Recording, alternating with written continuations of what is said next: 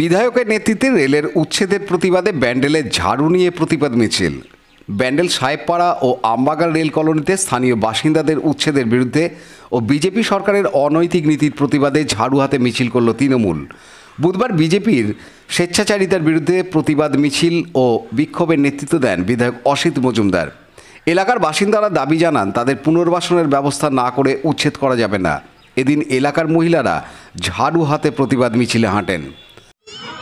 40-50 বছর ধরে যারা বসবাস করছে, কেন্দ্রের বিজেপি সরকার এদেরকে উচ্ছেদ করার বারবার নোটিশ দিচ্ছে।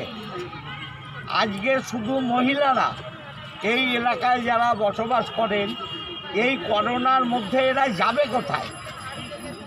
বিকল্প ব্যবস্থা না করা পর্যন্ত, যতক্ষণ না ভারতীয় রেল এবং বিজেপি পার্টি এদেরকে বিকল্প জমি দিচ্ছে, ততক্ষণ পর্যন্ত ওঠার কোনো প্রশ্নই নেই।